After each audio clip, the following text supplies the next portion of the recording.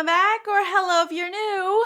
As you guys can see from the title, today I haven't done this video, I don't think, this year at all, and I thought it'd be perfect to post this. Hopefully I'm posting this on the day that I have intended to post this, but I'm posting this after Thanksgiving in the US and Black Friday, Cyber Monday. Actually, I'm filming this on Cyber Monday, so if you're still shopping, these are eyeshadow palettes that I have neglected this year. Palettes that I really do like, that I had all intentions of trying to bring out this year, and I have not.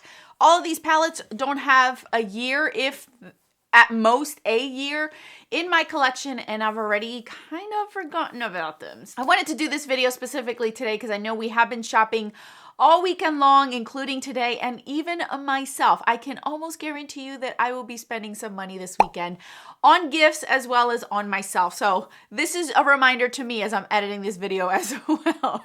So if you're interested to see what 8 palettes I'm going to be talking to you guys about, putting them out in the limelight so I can remember to use them, stay tuned, members, if you're new. Alejandra, I go by Alex, eyeshadow enthusiast with the Dasher Project Pan. If that is something you want to continue to see on your feed, subscribe, join us. And now let's get on with these palettes. All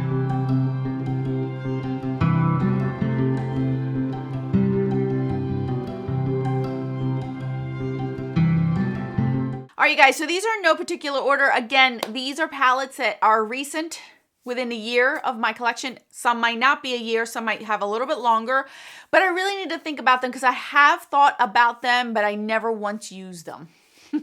And that's not good. So the first one I want to share with you guys is one that was gifted to me. This is the ColourPop High Tide palette.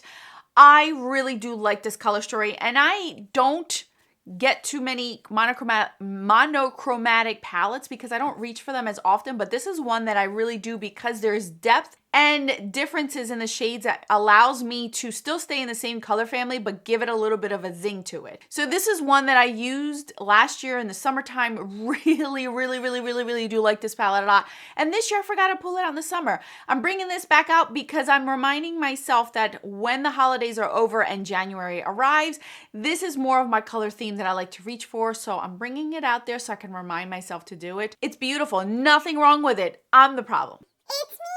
Hi, I'm the problem. It's me. Up next is the same thing. This was also gifted to me, and again, I did not pull this out in the springtime. This is such a beautiful palette.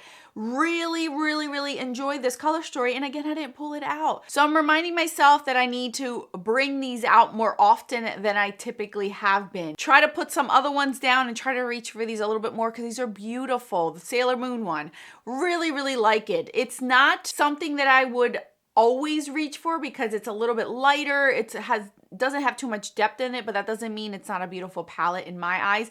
It works well when I like to use this. I like to use this more in the spring, summer, and that's when I use lighter, less shadowy kind of looks, and this would be perfect. So I've been neglecting this one. A BH one that I've neglected is this one. This is the Hanging in Hawaii. This is the old packaging, you guys. This is how long I've had this one. And I keep forgetting to reach for it. It's beautiful. It's warm tone. I actually could pull this out now and still be able to work with it and play with it and have fun with it. Why do I not reach for that? I don't know, but the quality is amazing. And I have swatched a few of these. I just haven't really reached for it. So I am intending to try to reach for this a lot more coming up. Its partner, its sister, but not its twin, is the Mimosa palette again.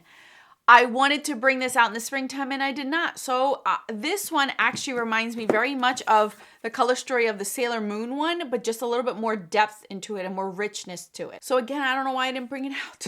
I gotta remind myself to stop neglecting certain palettes and just rotate a little bit more. I gotta get used to rotating or getting a system to rotate a little bit more so I don't neglect my palettes so much. The next two are also from 2 different brands. Indigo Ink. Oh my goodness. I was just recently going through videos, ideas and things, and this was one of the videos, and I love this. And this would be perfect again for the January season. Beautiful. It's stunning. I really like the variety in here. I love that it makes me go different ways without me getting bored with the palette. So why am I not reaching for it? Because I have too many palettes and I have to rotate through so many. I just got to remember to rotate a little bit better. So this one is another one that I've neglected, and for no particular reason more than I only have 2 eyeballs. Serenity palette by Menagerie as well. Another beautiful one. This one's more springy time. Beautiful, beautiful collab with Annette.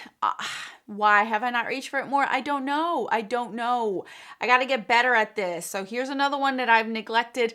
I promise you guys I'm going to get better. I'm going to get better. I promise. 2 more, you guys. 2 more palettes that I really need to hone down on.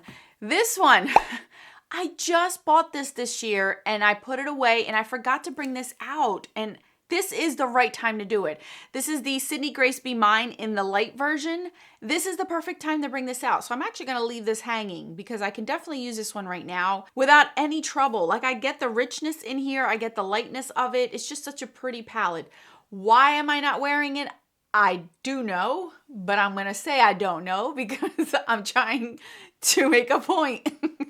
So I just need to reach for these. This is beautiful, you guys. And I'm pretty sure that this weekend or even today, this is on sale. So if you're interested, actually, most of these should be on sale if they're still available or were on sale at some point this past weekend. So it's a beautiful palette.